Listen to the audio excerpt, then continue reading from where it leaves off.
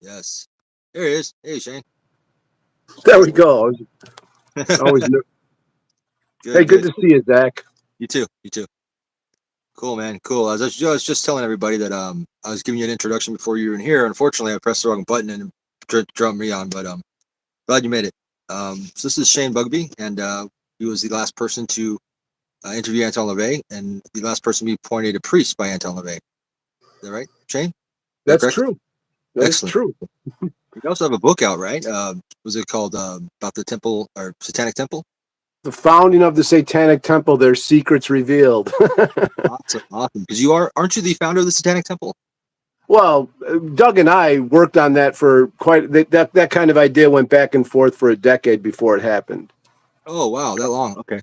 Yeah, so yeah, Doug and myself, we worked. He worked with me. He was my protege for about 10 years. Right on. So we did a lot of work together. It's yeah, and the whole thing started off as what I thought was what we were doing was a publicity stunt and just something fun for like a mockumentary. So I wasn't too keen on creating a religion. I'm sort of I'm sort of anti-religion. So you probably didn't expect it to take off as big as it did, huh? And become like pretty much like the probably most popular, well-known satanic organization at this point. I don't think. Well, there's two questions there, two statements. I don't know if you ever know things are going to take off. Like your 30 hits of acid, you didn't know that video was going to take off. I would imagine. Right. I had no idea. Right. Yeah, so you really don't know that that's going to happen when you're doing projects. I've been over 30 years of doing stuff. I've had a handful of things take off or be viral or be big or make international headlines, and you just don't know. You just keep throwing videos at it, and then all of a sudden you have a 30 hits of acid one. Right. Right. So you don't know. But I always, when I get into it, I have that dream. Like, this is going to be it. This is going to be so big. It's going to move mountains. It's going to change the world. So I have that in a lot of things I do, that grandiosity. And you said something about it, the biggest well-known thing. I don't know if it gets more well-known than Anton LaVey. Well, that's true. I was thinking about like comparing like organizations like the Church of Satan to the Satanic Temple. I mean, right. But it all goes back to Anton. That's what I'm saying. Like it's weird. Out of all those years I worked with that stuff, there's been a handful of people that have tried to get at him, like the Temple of Set, let's say, and it just went back to him. Like people, once a journalist start doing something, they're like, well, Anton LaVey. So he became like a name, almost a household name at this point. right. Yeah, I mean, no argument here. I mean, Anton LaVey is definitely the godfather of Satanism. So it's like all the roots will trace back to him eventually. I mean, what do you think about the Satanic Temple? What's the book about inside the Satanic Temple? What do you talk about in it? Well, it's about unraveling the bullshit that they put forward as the creation myth, and I think that in and of itself should let people know that they're a bunch of liars. Because they said something different than what it is, and so it just brings back it brings back stuff. It brings back to Anton LaVey, but it paints Doogie or Doug or Lucian as someone that most people don't see him as. And he's a person who wanted control, and he wanted to control people. I think there's a quote in there somewhere. I know there's a quote in there somewhere that it says, so he says something like, we can get people to do our violence for us. The most successful people get others to do their violence. And it was at that point I was like, yeah, I really don't want to get people to do anything. I want to get people to leave me alone, maybe, but I'm not looking to, that's not my world, my worldview, is to get people to do things for me. I don't like that. It kind of sounds like something I read from the Process Church or something like that. Yeah. Something along those lines. Well, okay. Huh. Well, absolutely. Doug was very influenced by the Process Church. The entire time I worked with him, he was obsessed with the Process Church. Okay. And their psychological programming and manipulation, and he went to school for stuff like that. So he's always had a bigger picture of how to control people, how to get people to dance for him, and I don't think that's so hard. I'm a marketeer. I'm really good at huckster stuff, marketing, And I don't think it's that hard to get people to move. My favorite black magic magician would be Edward Bernays, and he's the person who created the idea of propaganda.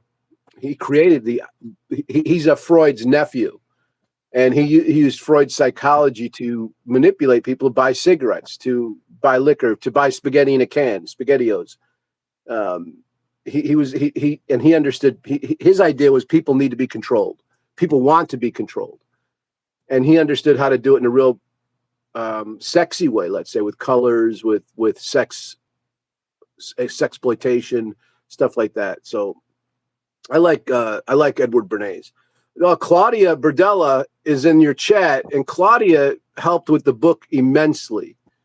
And Claudia helped out when they were 16 years old. They came to me and were asking questions, and I didn't know they were 16 at the time. It unfolded publicly, and then I was fine still working with them because it was about something they could find in the library, so I don't have a problem with it. It wasn't adult material, let's say. But Claudia has they are putting down a ton of information down there. On your, I keep pointing down to the chat there. Hopefully, when they post the video, it'll show the chat underneath. Otherwise, we'll just look like we're pointing to our genitals. But Are you saving this video? Oh yeah, absolutely. Good. Good. It made me do that anyway. Anyway, you're like the command to look and talking about programming. It reminds me of like Vance Packard for the Hidden Persuaders and stuff. You know what you were talking about. Command to look and stuff. Yeah, man, that's cool. That's cool, man. So you have a lot of interviews in the book too, right? We didn't get to talk too much about it when I saw you, but yeah, I remember you saying you had some interviews. I wish I would have grabbed the book. It's in the other room. Yeah. I have like all of these people have worked for me, and that's the thing. When I did the book, I was like, wow, I really got something because I'm the only one who spoke to all of these people. Like there's journalists there's a book, a biography on Anton LaVey coming out in the next few months or the next few weeks. And there was one that just came out about Boyd Rice being a neo-Nazi and stuff like that. So there's been a lot of people coming forward asking me questions. And the reason they ask them, they're like, hey, can I use this Carl LaVey interview you have? Can I use this part of the Anton LaVey interview? And they ask if they can use it. And what I found is I'm the only person who spoke with all of the LaVeys. I spoke with all of the people in the Church of Satan that took over. I spoke with all of the people in the Process Church. So I'm the only one that's spoke with all of them. Like Peter, Stanton, Doug, Carla, Anton, Blanche, Peggy, fucking that Kevin Dork from the Satanic Temple, all of them. And so, that's what's in the book. There's not one journalist alive that's done that. And I don't think there's anyone that can do that because especially with the LaVeys, and all of them are real finicky motherfuckers. They're really hard to actually talk to. Peter's hard to get an interview with. He's real finicky. And I know Peter's guarded. He doesn't do interviews with people who are against him. Right. What? Why would he? There's nothing in it for him. I think why would you not? I'm okay with it. I don't know. I didn't know when you did this. I'm like, maybe Zach is going to attack me. I thought you were a cool guy when I met you in LA, and I thought you were genuine. And looking at your videos, you seem to be a real genuine, cool person, an artist, and a journalist. And so I was intrigued to do it, but I also am guarded. I'm like, this guy can hit me with anything, but I'm not afraid of that. I don't know what Peter's afraid of, actually, when you're a public figure. So what? Go after him. That guarded shit, that's what Anton did. And in his day, it was different. What he did, I don't think what they did in the 50s, why would I do it in 2000? I don't know why I would, So, and now with bots and all that shit, this stuff can be made into anything they want. That's true. That's cool, man. How'd you go about meeting Anton LaVey? What? When did you meet him? Oh, wow. Those years, Zach, I've lived a wild life much like yourself. Okay. It's a blur. In the 90s or? Yeah. Right before he passed away, the last couple of years of his life, I knew him. And I earned it. You know, I just like earned it because I'd done so much. I do so much. I still am productive. So I published a ton of stuff and was, very well known in the underground. And so a Nazi gave me the book Might is Right, a literal Nazi. Today, everyone's a fucking Nazi. The word means nothing. But a literal fucking Nazi.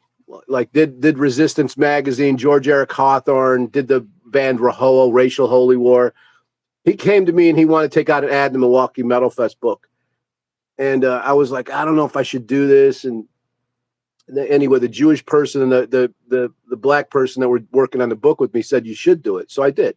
All the white people said, don't do it. So it was real weird. That was weird in and of itself. Anyway, I took the book and I'm reading it. At the same time, some other character gives me the Satanic Bible, and I had sold a bunch of them out of my gallery, but I had never really read. I flipped through it and it was like, yeah, this is just common sense, whatever, And I took it as that. I was just like, this is cool, but it's big. It's common. It was common sense to me as I get it, And then I found I was starting to read these books at the same time. It was just a fluke. And I was like, to the person who gave me the book, I was like, this is the same book. And anyway, then I was like, as a publisher, I'm like, I'm exploiting this. I'm fucking totally running with this thing. And I wrote Anton LaVey and threatened him. And Carla will tell you in the interview, she says, like, she's like, how did I get an interview with her? I threatened her. And I threatened Anton. I said, I'll expose this anyway. I'm going to tell people that this is where you got your Church of Satan from Might is Right. So you can explain yourself in the introduction to the book, or I'm going to do it anyway. I'm going to put it out in ads everywhere. I'm going to advertise this around the world. I'm going to market this book, Might is Right, around the globe, dude. I really found this book to be real interesting. And at the time, I found it to be an ultimate truth. I was like, yes, this is the way the world works. I don't necessarily believe that today. I don't not believe it either. I think Might is Right. It has a lot of hard truths in there, but a lot of it's been disproven via science and other things. And so, anyway, that's how I came about meeting them, and it was real cool. It's been an amazing ride, dude. Yeah, sounds like it. Sounds very interesting. Yeah, it's been extreme. It's been extreme. Like there's an extreme pushback to Anton's philosophy and his people. Like I'm part of the last guard, so you could say like I'm one of his apostles. The last guard is who carries forward his. We don't all agree on what he said, but we all were given the authority to not interpret it, but represent it with authority. So when people speak of Satanism today, where does their authority come from? Doug's comes from me and Peter. I asked Peter to let him be a member of the Church of Satan. And that's how you got in the old days. You had to know someone. Everyone joined, everyone sent their money and filled out an application. But until you had someone go, yeah, this guy's cool, you didn't get in. It was like a real deal like that. And so I got dug into the Church of Satan. He was a proud member for a long time. And so we're the ones that Anton gave authority to speak for this church, for Satanism, for his book. So Kevin has no authority to speak on this. He's pretending. And most of these people that work with the Satan, I would say all of them, unless they're from Anton's world, that are speaking for the Satanic Temple have zero authority. They just they're making it up as they go along. And might be cool too. I hear them and I don't really hear anything cool come. I wish I heard something great. I was like, I would totally love to hear something great come out of someone from the Satanic Temple, like something where I would see on TV. I'm like, wow, that's fucking great. That is fucking groundbreaking. That is a way to say it, man. But all Doug talks about is the 0-1 dynamic, the Christian Satan stuff on TV, and he talks about politics. He talks about the status quo stuff. We're not about that. I would think about, and I hate this motherfucker, Boyd Rice. But think about what Boyd does. Think about what is he going to go up? When he would do TV, he'd do it with a rape fucking shirt. Rape. He'd go on TV, and he'd go on TV where no one wants him on TV. They're like, yeah, please don't come on. That guy's going to do anything goes day. That's right. Anything goes when we get on. So it's like, who wants to participate in talking about the status quo when you're a Satanist? You should be ashamed of yourself, actually. You No, it's like know, with the Satanic Temple. I saw it like when I got involved, but I saw it like it just spun out into this like weird LGBT thing, and it just kept blowing up in like abortion clinics, and I'm like, what, what does all this have to do with Satanism, really? I mean, great, support the LGBT, great, so do most of us, but whatever. It's like you kind of muddying the waters here and making people think this is a part of an LGBT movement when it's not. It's Satanism. but yes, I would say, when I looked over your thing, when I was like, who's Zach Black? Then I saw the 30 Hits Faster thing. I said, there you go. Go talk about that on TV. There's a story. There's something that is like not talking about. And I wouldn't say that the Church of Satan or Anton LaVey. Anton LaVey was very pro LGBTQ. Okay, he was very pro all of that. He was very pro people expressing themselves. So with that authority that he gave me, I would say he's very pro trans. All that. He was very much cool with doing what you wanted. In as far as expression goes, Anton was an artist. Anton was a fry cook. You should relate to that. I hear you're a sushi chef, or you work as a chef. I don't want to put words in your mouth or anything, but someone said Zach makes great sushi rolls. Someone wrote me that, and he's good with that. Hit the knife in the kitchen and stuff. Is that true? Yeah. I haven't worked sushi for several years, but yeah, I am a fully trained chef. I did that for about a decade. That's what Anton did. You're doing exactly what Anton LaVey did when he was synthesizing Satanism. When he was a fry cook at a diner, and he'd look over the counter and listen to people and talk to them and make their eggs and give them their sausage.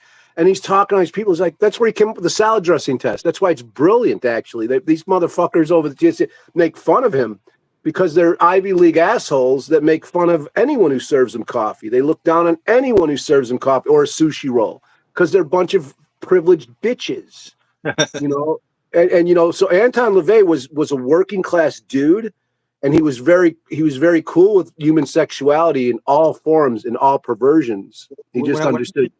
When I mentioned the LGBT thing, I was referring to the Satanic Temple, like how the Right, I get that. You're right. Okay. I get what I'm just making sure that I spoke about that sexuality part, but you're right about the Satanic Temple. They're very political, where Satanism isn't political. Right. It's kind of confusing to me. It's like, what, I mean, I got the monument thing, the whole Baphomet monument. I got that part. Like, okay, yeah, force the, separation of church and state, get the Ten Commandments taken down. But then it's just like, after that, everything just got kind of silly. It seemed like the after school programs for kids and stuff. It's just like, what it serves as is a glorified law firm. Kevin and them they're lawyers at Harvard, so they're looking to get onto big cases, to do civil, to sue the state of Arkansas for millions of dollars. They're looking to do stuff like that. So they created an entity that could be discriminated against. Gotcha. And I testified against them with the Arkansas statue. Like, I went and worked with the right-wing Christians on that. I was fine to do that. Because Anton wasn't for say. Anton wouldn't want a monument to himself made. Like when the Black House was going to be lost, when he passed away, there was an idea that we were going to save it. We were going to all make sure it got saved. We're going to get the money together and save the Black House. And when that started to happen, all of the these are the old guard. I'm the last of the old guard. Okay, so I was the youngest. And it was sort of funny. I was just paying attention. I was just watching all these old timers go at it, and I was learning. And they were like vehement. Most of the old school people were like, Anton would not want this. He does not want to be that. That's not what this is about.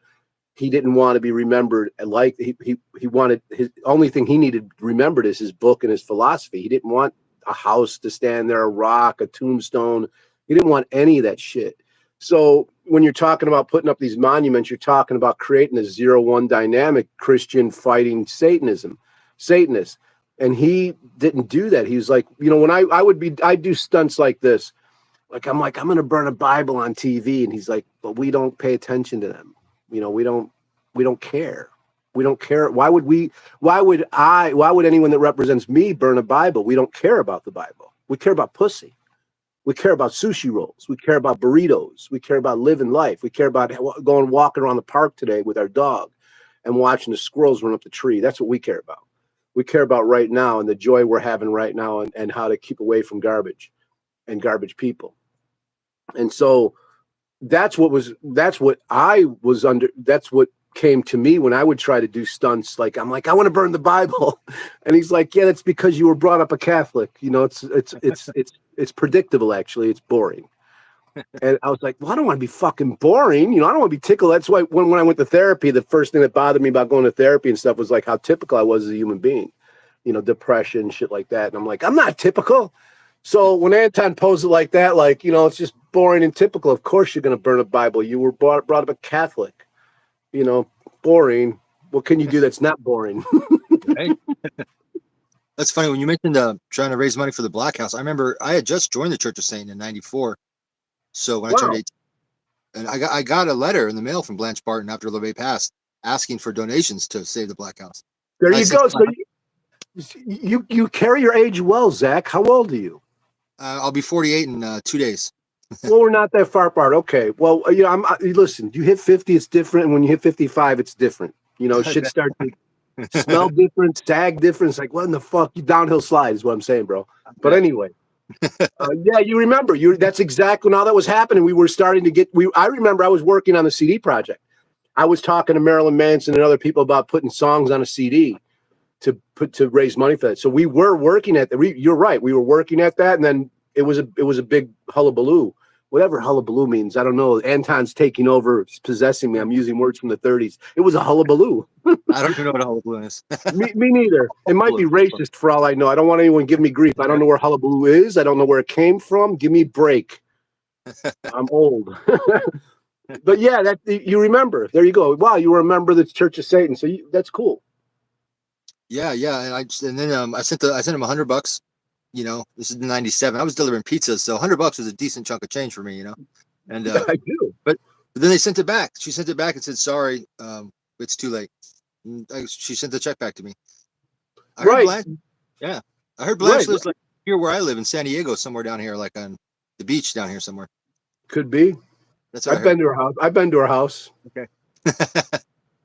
Yeah. I wouldn't tell anyone where you live, but that's a Chicago thing. Okay. You know, you get killed for telling, you know, in Chicago, we don't like information. We don't want information. We don't give information. We don't know who he is. Why in the fuck you asking me where he is? Who the fuck are you asking me where she lives? You know, that's how that would go in Chicago. Like, the fuck is this? This motherfucker's an op. He's asking for addresses. Right. Is he a cop or what? Or something. You might have the guns out. You might be looking to tap someone, you know? So it's like, that's true. We don't talk in Chicago like that.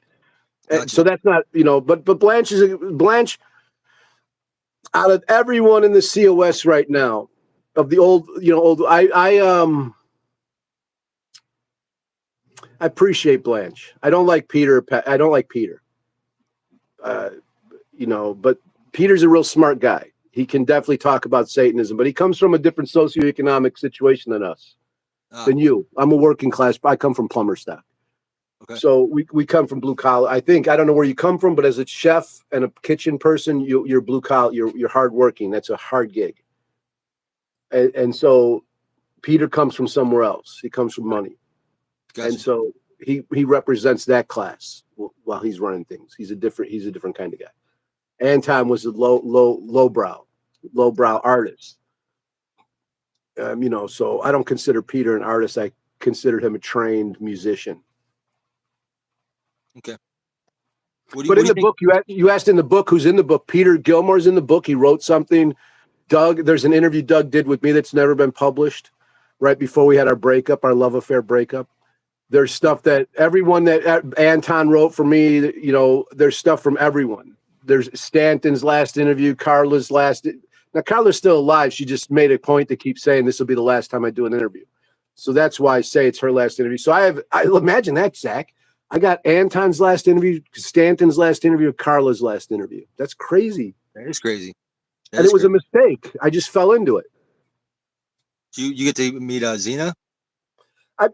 Zena and me never had a great relationship. I met her early on before I was even a member of the Church of Satan out in San Francisco at art parties. I would meet her and say hi to her, like a kid, like, hey, I'm into Satanism. I know I'm Marilyn Manson's, you know, some stupid shit like that. But we never got into a deep conversation.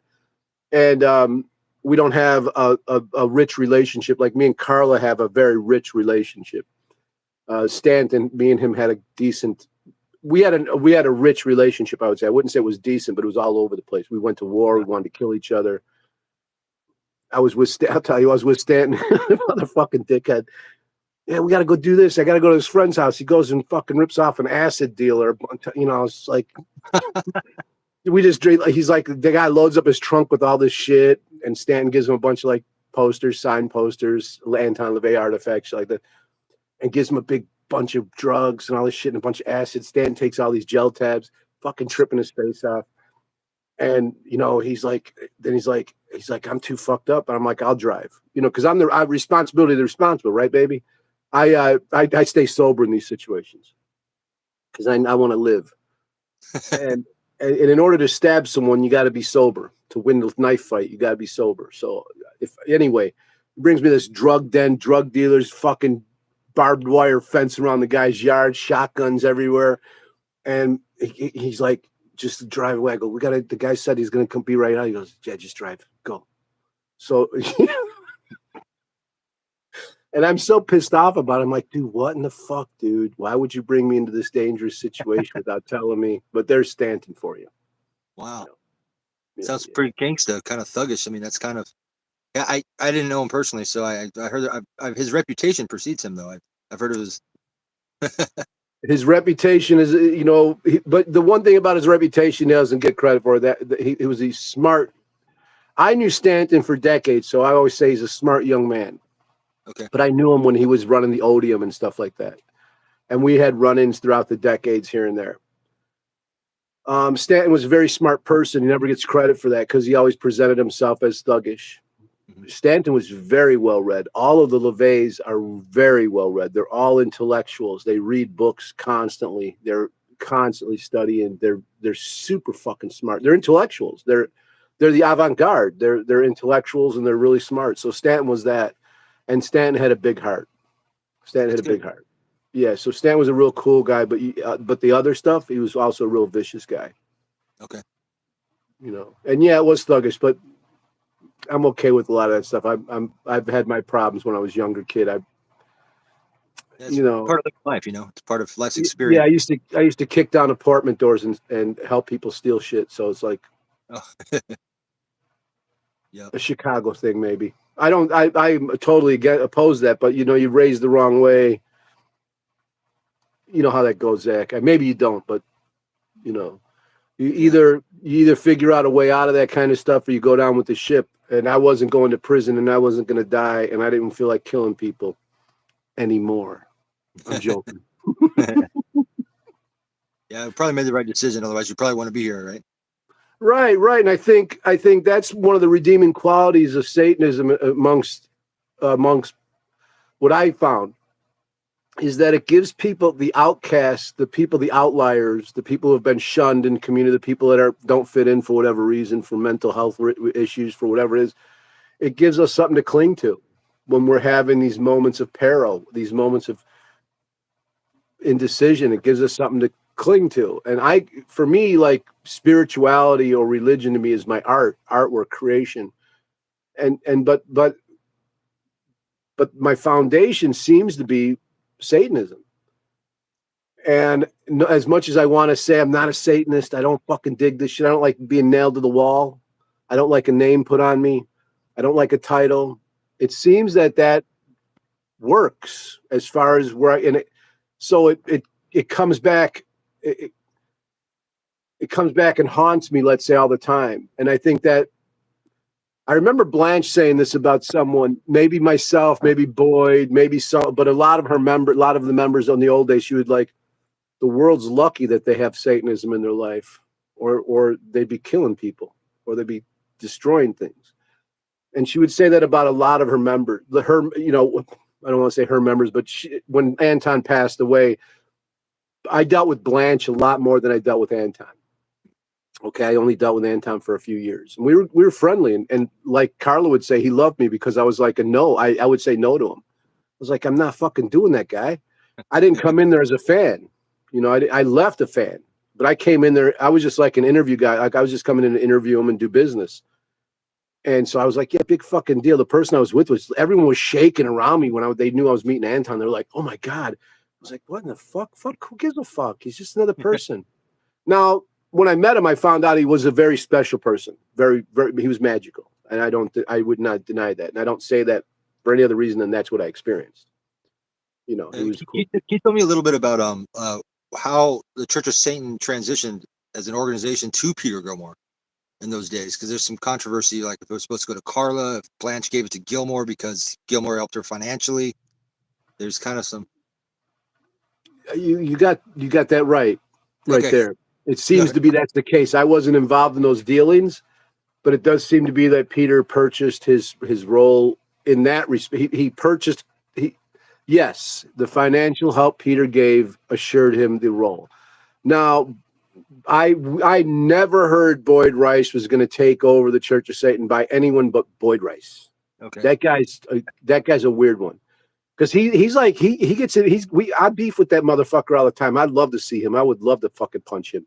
I'm too old to punch people. Okay, I'm 55. I don't punch, but I'd love to have someone in the old. Fuck him. That's what I'm saying.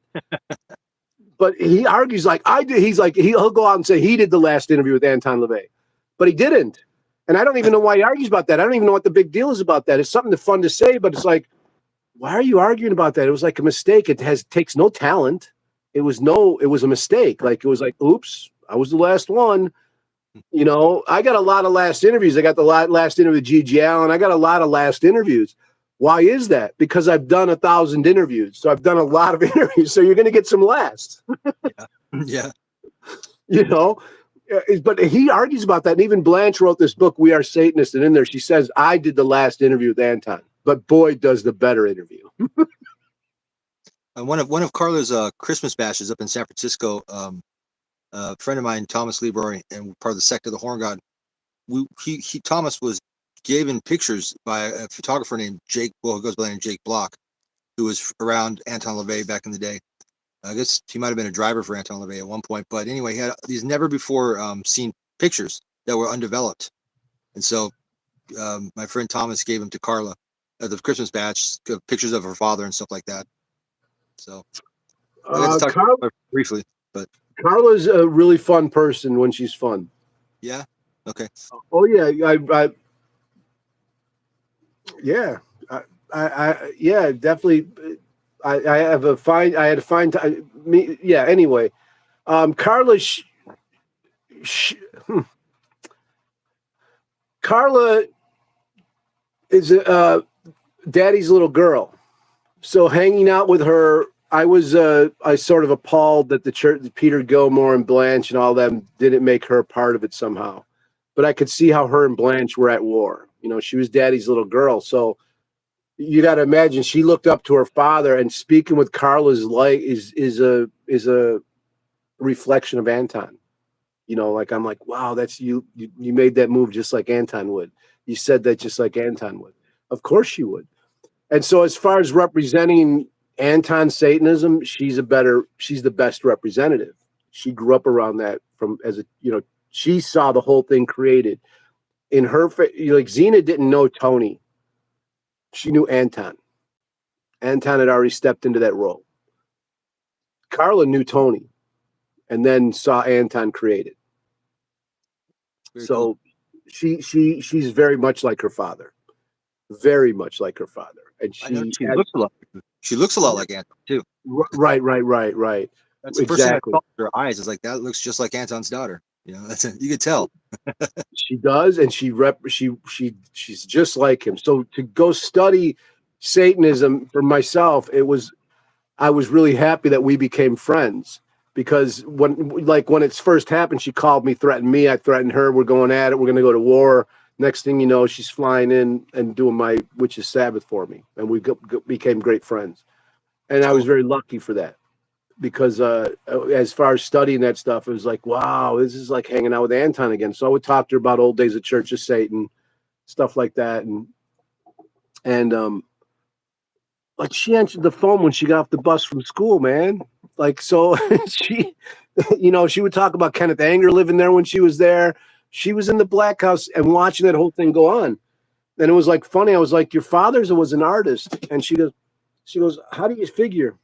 And I explain it to her. And I'm like, "Carla, look at what you do. Where'd you learn how to do all these shows, these flyers, the art, the colors?" And she goes, "Oh, Anton and his friends." And I go, "Right. Who lived there again?" Kenneth Anger, an artist. Who was he? This is an artist. Everyone in the Church of Satan seemed to be an artist for the most part, or have some power. And so some sort of social power. And so, yeah, Carla's cool. That's all I'm saying. What do you think the biggest contrast is between the Church of Satan with Anton LaVey and without Anton LaVey, and the Church of Satan presently? Well, the socioeconomic thing. Peter represents a different class group, so the tone is different. You know, they look down on certain things where Anton was able to phrase things in a way that was considerate of the working class. And I don't know if Peter has that in him. Peter uses very big words. So I feel when he does that kind of stuff, it has an air of insecurity. And Anton, the genius of Anton's Anton. Anton was born to do this. For some reason, it happened. No one can replicate what Anton did. Try as you may, say no one looks as sexy, no one does it as well, because it was like it's like Salvador Dali, Picasso. Certain people are just born to do what they're doing, or they let life pull them along, and they don't step into a role, they create it. So that the big difference is, Anton overshadows him always. Or Anton overshadows everyone still, which is remarkable to me. Like when I look at the Satanic Temple or Peter or anything, it's remarkable. As and then I just look at it within artist realms. Like certain artists are always going to overshadow their peers, their so-called peers, no matter if their peers are better or not, smarter or not. And the genius of Anton was he was able to boil down real complex things to a tweet, a sentence or two, and I don't think Peter can do that. I don't think many people can do that. That's a genius thing to be able to take a book and make it a sentence. Right. Which, hence the Satanic Bible is boiled down, right? Pretty condensed. That's what I'm saying. Easy to read. Easy to read for everyone. Yeah. It is. I remember I couldn't afford it, so I was stealing them at Barnes and Noble bookstores, because I would read them, and then I'd steal many copies and I'd distribute them, like the Satanic Jehovah's Witness at high school. Got expelled for that, but yeah, it is what it is. I love that. Did you say you were a Jehovah's Witness? Oh, no, I'm sorry. I would steal the Satanic Bible and I would distribute them in school for free. People who were interested in passing them around, and I got expelled from it. I was like the Jehovah's Witness of Satanism. Oh, okay, okay. That's hilarious. Passing out pamphlets, but mine were Satanic Bibles. So that's hilarious. Wow, so that's cool, man. What else is in the book other than you have some interviews, and you have a lot of good last interviews, and you also have a lot of inside information about the Satanic Temple. What else do you include in the book? Let me go grab it real quick. Can we? I got a monkey who juggles, so I'll bring him out while you're gone. Who? A monkey that juggles just to take up dead air. I'm joking. You really have a monkey? Oh, okay. No.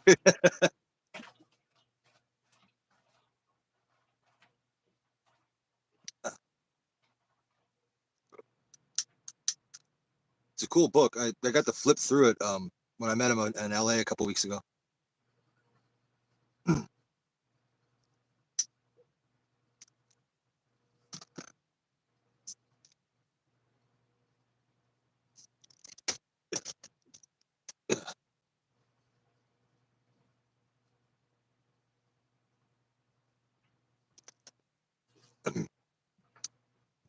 Wow, so I'm happy.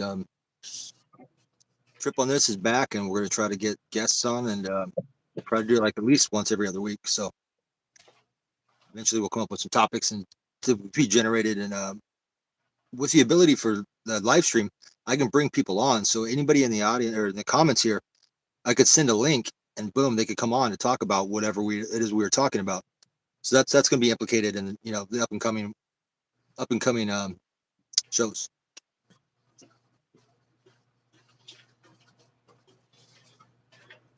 All right, Zach, thank you very much. No problem. First, I'm going to show you something cool. Right here, this is all bagged up. This is Claudia Berdella's take. This is what I'm giving Claudia for helping me with the book. But this is the original Might is Right that I took, this is the Lumpanics edition. This is the one I worked off of. Wow. You can see how beat up it is. Wow, that's what's that, from the 30s? Well, no, it's from, it is, I have the old one, I collect that, but this is from Lumpanics. Okay. Oh, God, it's 1984, but look at that. Oh, I'll show you this right here. Oh, that's cool. It says, "Suck me, bags." Hey, everyone stop. It was 1884, okay? 84. But it's over. I wrote that over there, because I'm republishing. So I'm like going through this going, okay, this is what I'm going to do. And you can see the cross marks every time we type the chapter. So this is the one that I took that from. And this is the book that when you hear that 24-hour radio show, the real controversial one people talk about, this is from that. This is like from those moments. And I didn't think it was here, it has there's Doogie's artwork, Lucian's artwork. Okay. I didn't think this is a big deal, but Claudia, when they did Claudia does this Infernal Church. And then this was sent to me by Tom Metzger. And this is a Might is Right. They came out from the 14 Words movement, but real racist people. But they helped out. They helped out too. They did the afterword for my Might is Right. I know it's present day. It's hard to talk about that stuff. So, but that's what a lot of this book has in there is the explanation of that stuff. It has Peter's explanation of what Might is Right is. It has Anton's explanation about what Might is Right is. Everyone talks about it. Right here, there's a picture of me and Stanton. And then he did the forward. Here's when I write: I lie, I cheat, I steal, and I hurt others. I'm a Satanist. What did you expect? I should add, you also lie, cheat, steal, and hurt others. How could you not? It's the way of the world we exist in. Satanism isn't idealistic, it's realistic. Idealism is for religions, poets, politicians, and swindlers. Satanism is a philosophy that is fluid and erodes constructs. Satanism might shun the religious-minded, unless they are of use, of course. Seldom is there a we in Satanism, but there is when speaking for a philosophy in general terms. When I speak about Satanism, it is with authority, the authority earned and awarded to me by Dr. Anton LaVey, author of the Satanic Bible, and the creator of modern Satanism. We are certainly not a philosophy of joiners, no matter how much spin a rich kid and his satanic puppet put on the philosophy of Satanism. We are, however, a pleasure-seeking intellectual horde who struggles to understand the difference between personal power and the illusion that great magicians create of power, that most are tricked into climbing. Satanists do not climb power. Satanists do not seek power. Satanists do not fall for illusions of power. We are power. And we are the creators of the illusions of power. From politicians to soda pop, Satanists seem to be able to trick you at your own game again and again. The satanic philosophy is a mirror of the world in which we live. The Satanist sees the big picture in a universal Carl Sagan pale blue dot kind of way. There isn't a good or evil within Satanism, only is and do. Doogie is a Satanist, probably the only one involved with the Satanic Temple. Doogie is also considered a Judas goat. He is desperate and a danger because of that desperation. Spinning stories for money, not for progress. Working for a glorified law firm called the Satanic Temple, and as a tour guide for the Chamber of Commerce of the sleepy Halloween town of Salem, Massachusetts. I stopped liking Doug when he suggested we turn people against one another. To what end, I thought. I can only imagine, much like a child, Doogie is looking to see how far his power can go, and, with sadistic intent, angry at a world that took his eye. Satanism isn't a bully pulpit. Satanism isn't a tool for the bully or the politician.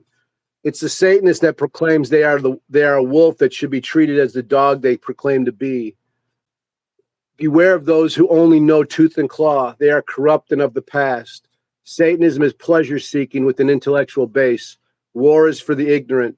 Satanism is there to capture your imagination. Living out another's imagination is the antithesis of Satanism. When the Satanic Temple was created, we used the word religion because it's a word of authority. Remember that. If you're attracted to religion, you're probably into lording authority over others or into having authority lorded over you. And the religious only have to agree with their chosen religion to be granted the mystical authority of a god or deity by that chosen religion. This kind of foolery is most attractive to the poor and downtrodden. Don't be fooled by the religious zealots who claim peace, love, and freedom as they spout their religious beliefs.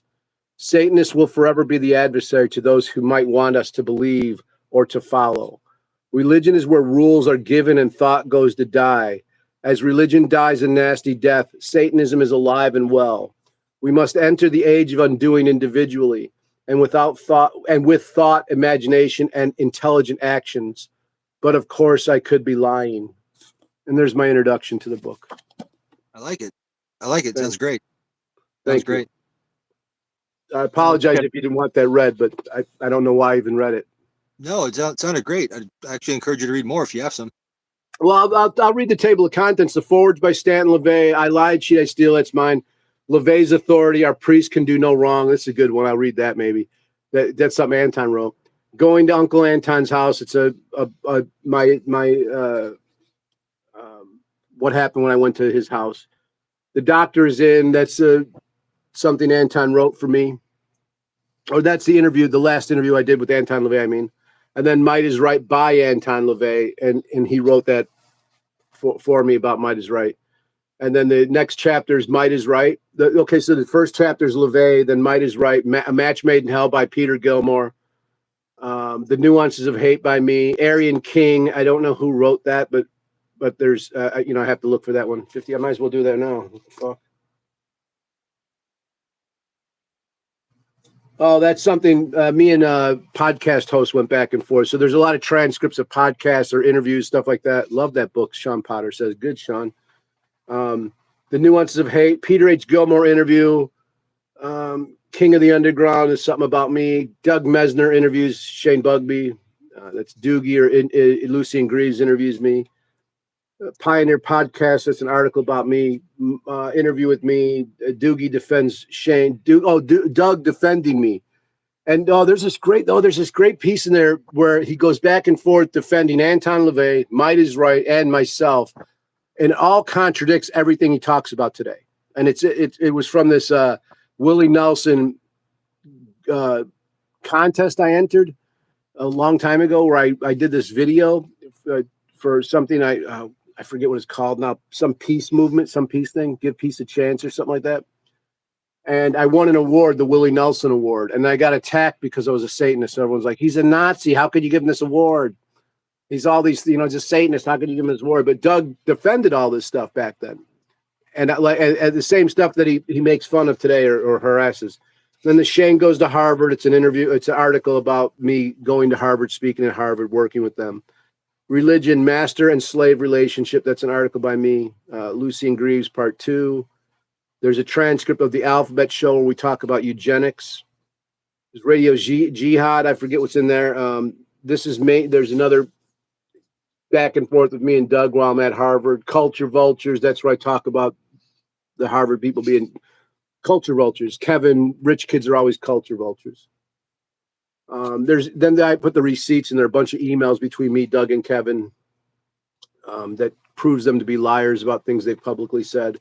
Then there's my big involvement. The things that I really helped with was like the pink mass, stuff like that. And that's where things took off for everyone, with the pink mass. Conjuring Confusion by Peter Gilmore. That's an article he wrote. Then I have an uncut interview I did with Doug for Vice Magazine. Vice Magazine edited it, so I put the whole complete interview in there. There's a bunch of stuff about the Arkansas case and how I testified against him. Then there's an article about Satanism by me, interview with Carla, interview with Stanton, Satanic Sins Interpreted. And yeah, look how big this fucking thing is. Yeah, it's quite a big book, man. That's much of the collection you got. Yeah, and I had Anton write the afterword. Great, awesome. Who did I the used artwork? AI. What? Who did the artwork? Nick, and it's hard to read his name. It's NIKGERNERT. Nick Gernert. Gernert. I don't know how to say his name. I'd have to hear from him saying it. But he's on Instagram. His artwork's great, and I just fell in love with his artwork because it looks very 70-ish. Yeah, I like it. I like the psychedelic looking. Yeah, Nice. yeah, man. So I love that. Yeah. So this introduction, I had an AI write it for me, and this was like a year ago. So I think I like to think I'm the first person to do something like that, But I was like, write it. I'll just read the prompt. Anton LaVey, Modern Satanism speaks from beyond the grave with the help of an AI bot, as Anton predicted and would have loved. AI prompt: combine all versions of the book blurb on the exposing of the Satanic Temple into one blurb, and imagine it written as if Anton LaVey was speaking it. And then it goes on. Should I read that? Sure, I'd like to hear. Okay. Sex, lie. I was reading like Anton LaVey. Sex, lies, and useful idiots. The founding of the Satanic Temple. Their secret beginnings exposed. Is a bold and insightful expose as told by Shane Bugbee, the creative force behind the Satanic Temple, and personal friend of mine, Anton LaVey. As the last person to be ordained by me as a high-ranking priest and with authority to speak for me and my philosophy, Shane provides an unparalleled glimpse into the inner workings of the Satanic Temple. This book, my friends, is a must-read for those seeking to grasp the full extent of the power and influence of modern Satanism. As the creator of this philosophy and mentor to the author, Shane Bugbee, I can assure you that this book offers a unique and unparalleled look into the teachings that I imparted to my followers. Whether you are a seasoned devotee or simply seeking true occult knowledge, this book will provide you with the insights necessary to start your journey in the understanding of the intricacies of a philosophy I created, as well as the truth behind the origins of a group that is antithetical to Satanism, the Satanic Temple. So I implore you, read on and discover the truth about this often misunderstood religion. Anton LaVey, bot help to imagine. That's cool. Yeah, I loved it. I thought it was funny. So anyway, I do amuse myself, Zach. Yeah, right. What I'll do is I'll drop the link in the video description so that'll be there for people to get the book if they want to purchase it. Thank you. When are you gonna do a book? Man, I can't write. I've tried. You got bots. Yeah, I'm gonna have to have I'm gonna have to have a ghostwriter. I think I can talk a lot, but You should have a ghostwriter. You have Zach. That's not. Don't put that on you. Like I can't write. I can't write either. I can't spell. I went into publishing without even I do Michael publishing, and in the old days, I put out zines and I read back. I'm like, oh, they're atrocious, bro. Bad spelling, bad grammar, everything. And people would attack me all the time, but I felt the need to express myself that way. And I did. And I've been a publisher for 30 years, and I was a high school dropout.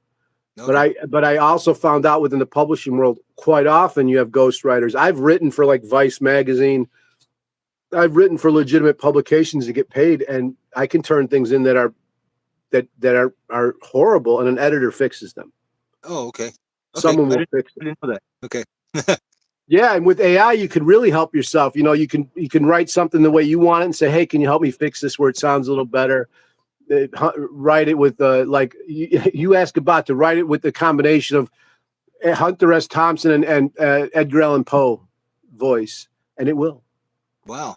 So Zach, you collected a ton of information. Someone's going to use it at some point. Someone's going to use these interviews you've done. You told me you did one of the first interviews. Look at that. Claudia's offering. I would help you make a book. Shane can confirm. I know how, and I'm able to. I helped make the one you're talking about. Right there, Zach. Claudia runs the Infernal Church on Discord. Claudia would be a great help.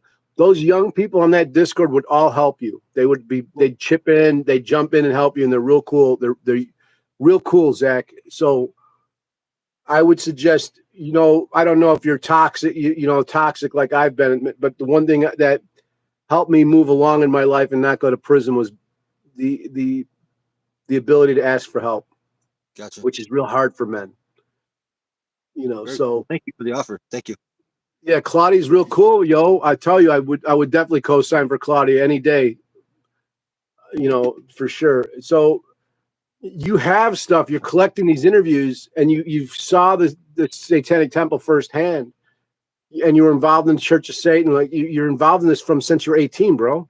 Right. So you have insight that you can share, and it's reasonable, and not like a lot of these kids that look at these people writing books on Satanism right now from the Satanic Temple. They don't even know what it is. They're fashionable. They just jumped in. They're like, oh, it's cool, and they're becoming the authorities. So if you don't write your book, you suffer the consequence of that, or what you've devoted a lot of your time in life goes away. It turns to dust. So you can be a brick in that, or you can be sand. I'd say be the brick. You know what's interesting? I like this Satanism. Like Satanism back from like the 80s and 90s, the S in Satanism used to stand for sinister, in my opinion. Right? It had that kind of aura with the whole satanic panic. But now it's like the S stands for sissy. It's like it kind of, in a sense, it's just like. I like what you're saying there, but the S always stood for Shane, as far as I'm concerned. Yeah, right. That's true. But I understand what you're saying. I don't mind I don't know. I don't mind. I think part of what Might is Right was missing was compassion or empathy, and that's a concept that I came up with as speaking with Doug, which is in those emails. And he went and ran and used it in his thing. But if you watch animals, they don't act as perverse as we do as humans. Humans are a really bad animal. We're really fucked up in the head. But eagles, I lived on the coast of Oregon for a while. I lived amongst wolves in Minnesota, where I'd watch wolves walk down the alley with deer heads. And to watch that kind of real predatory prey behavior firsthand, they are a symbiotic relationship. There's not a hate.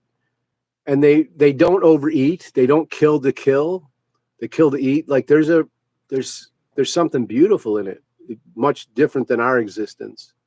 And there is like the eagle does have like an empathy or compassion for the salmon that it's about to swoop down on and kill and eat. Yeah, I mean, I didn't mean to suggest that Satanism has no room for compassion or anything, but like as far as like what I mean by sissy is like the whole blowing up LGBT thing. That's like basically covering like the Baphomet with rainbows, and like it seems like that gets like stage one now. When I look on like YouTube or something like that, it's like these LGBT movements and stuff like that that's blended Satanism into it, but yet there's really nothing satanic about this except for maybe self-expression, or I mean, I don't really get what's going on with that.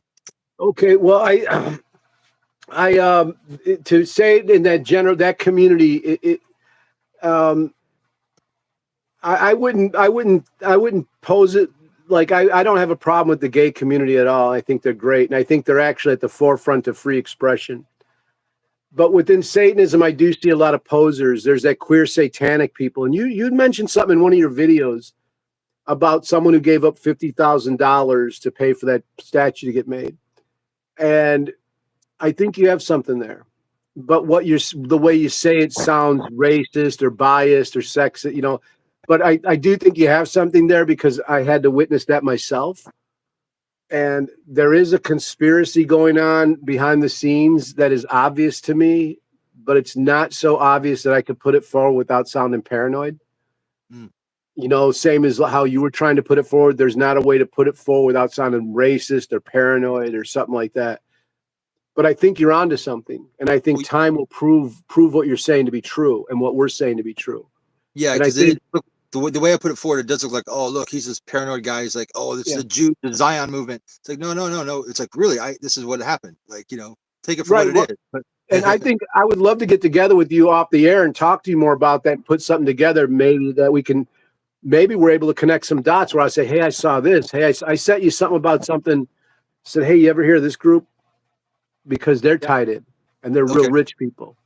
And so we might be able to put some of our evidence together and actually show something, like crowdsource something. And I would challenge us to be able to present it in a way to put it up on Reddit or even that infernal church to go, this is the evidence that Zach and I have, where we see a conspiracy going.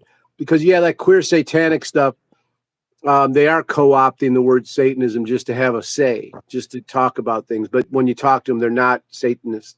Same with the Satanic Temple. They're a Christian organization. And that's what Claudia can talk more about that. Claudia has a lot of proof to that. When the Black Mass happened at Harvard, a lot of anarchists got involved, and I warned Doug about that. And at that time, I remember a Jesuit priest interviewing me and asked me a lot of questions about the Satanic Temple. And after that, a lot of weird stuff started happening. And so there's definitely, and now not a lot of the people that are listening aren't going to understand this or believe it because they live a mundane life. But there's something that should be obvious to it. You can't just go out in a society that has God in God we trust on their dollar bills and go, we're Satanists, we're anti-God, we're anti-religion, without some blowback, without someone pushing back. And there's a whole history of like COINTELPRO. There's a whole history of our government pushing back on counterculture movements like the Black Panthers, the Yippies, or Church of Satan stuff. And so it's not unrealistic, even though it sounds paranoid and unrealistic, that religious people of Jewish folks or Christians or anything like that would want to try to stifle Satanism or control it, because Satanism is something that erodes constructs, as I said in the introduction. And so we're looking to erode those things. We're looking to get rid of those control mechanisms and have people branch and be more animal, be more free. Right. We're trying, Satanism is about freeing humanity up to be the humanity that they are, not that someone wants them to be. And the people that want us to be something are going to fight back. And that's just human nature. That's power. That's control. And so they are going to fight back, and they are fighting back. And I've been run out of towns. I've taken hits. And one thing I can tell everyone out there that might talk shit about that stuff is that Anton LaVey, as much as he had a great time in his life and he always found a place of joy, he had a lot of pain because of what he did. Crowley had a lot of pain because of what he did. A lot of occultists they get beaten up. They get the shit kicked out of them by society because they're willing to go against society. And when you push, the universe pushes back. When you push, there's a pushback. It's just like the way it goes. And so, a lot of the old guard, the Church of Satan people that were public, have been beaten up or pushed back on. Boyd, all of us have had the shit kicked out of us. But we persevere, we push forward, we find creative ways around things. We slither around. We're like slippies, like Stanton would say, we're slippies. And that was the Manson family. They weren't hippies, they were slippies, And so, and that's why I say, like, Satanism isn't really a religion. It's a philosophy. Religion you could nail to the wall. And like Anton says, you can't nail a Satanist to the wall. And I really took to that within Satanism. That's where, like, I related to things. Was like, yeah, I really don't have I don't have a set. I'm not a liberal. I'm not a conservative. I'm for what works at the moment. And so, I like things. I love things that Bernie Sanders. I was a big Bernie Sanders fan, but I also I see things that Trump says, and I'm like, that makes sort of sense. And I see things he says, and I go, that makes no sense. But I see that with every politician. I'm not so like everything they say is great, right. But I do love AOC. I love a lot of. I'm a people person. I'm more of a socialist. I am a socialist. I want things. I want to fund art. I want to fund. I think housing's a human right. I think food's a human right. I think water's a human right. I think education's a human right. So I am on that side of things. But I can also be conservative as well. Very cool. All right, Shane, I think we'll wrap this up, man. We got over the hour here. Thanks for having us on, or thanks for coming on. And I'm going to drop a link to your book and any other pertinent links that we can talk about, and I'll arrange that. So it'll be up there for everybody. Hey, Zach, I really want to thank you for everything you've done throughout the years. I looking over your history, you've done a lot of work, and you may have also suffered some blowback from being a Satanist, or maybe not. I don't know. But I really appreciate your work, and I hope you continue to push forward on your podcast. It's really needed in a time of hucksters and I don't even want to give them that name, hucksters, you know, these bullshit artists from the Satanic Temple. You're needed. And you do really great work, Zach. And I hope you do a book someday. And I hope you work with Claudia on getting some of your material out there. You know, and Thank you. you know, I appreciate that. That's a big compliment coming from you. well, you did the work, dude. It's not. It's just I'm stating facts, and I appreciate your efforts, and I just encourage you to do more. And if you ever need help from me, I'm here for you, bro. Awesome. Thank you, man. Thanks for everybody tuning in. And this will be up probably within a matter of 20 or 30 minutes. It'll be processed. I hope to hang out with you when I get to California, bro. Peace. Absolutely. I'll be here.